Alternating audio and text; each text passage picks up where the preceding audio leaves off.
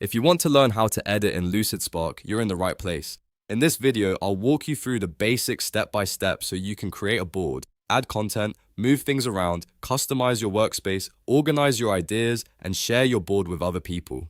Whether you're brand new to Lucidspark or you just want a quick refresher, this guide will help you get comfortable fast. And before we jump in, if this video helps you out, make sure to hit the like button and subscribe for more simple software tutorials just like this one. Alright, let's get started. The first thing you need to do is log in to Lucid. Once you're inside your account, look for the new button and click it. From there, you can choose a blank board if you want to start from scratch, or you can choose Create from Template if you want a head start with a pre-built layout. This is a great option if you want to save time and quickly build out your ideas. After your board opens, you're ready to start adding content. Lucidspark gives you several ways to build out your board depending on what you need. If you want to add quick notes, click the sticky note tool and place it onto the board. Sticky notes are great for brainstorming, lists, and capturing ideas fast. If you want something more structured, click the shapes tool and add boxes, circles, arrows, or other visual elements. You can also click directly on any object and start typing to add text, which makes it easy to label ideas without extra steps.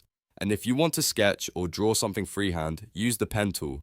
That's especially helpful for rough planning, diagrams, or visual thinking. Once your board has some content on it, the next step is editing and arranging everything so it looks the way you want. To change the text inside an object, simply double-click it and type your updated content. If you want to move an item, just drag it to a new spot on the board, and if something needs to be larger or smaller, grab one of the corner handles and resize it.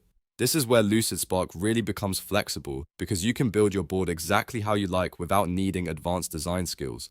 Now let's talk about customization. Select a sticky note or a shape and then use the toolbar to adjust things like color, font, and style.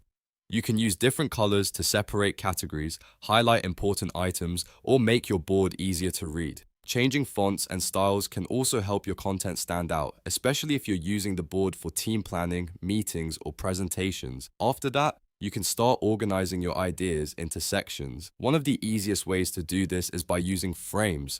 Press F on your keyboard to create a frame, then draw it around related content. Frames are perfect for grouping connected ideas together so your board stays clean and structured. You can even add a title to the frame and customize it further if you want a more polished layout. Next, let's look at a few additional tools that can make editing even faster. If you press the / key on your keyboard, Lucidspark opens the Quick Action menu. From there, you can search for tools and add them directly to the board without hunting through menus. This is a huge time saver once you get used to it. And if you want to keep an object from being moved by accident, right-click it and choose Lock. That's really useful for keeping important items in place while you or your team continue editing other parts of the board. Finally, once your board is ready, you can share it with others. Click Share in the top right corner, then enter email addresses or copy the share link. You can also decide whether other people can view the board or edit it, depending on how much collaboration you want.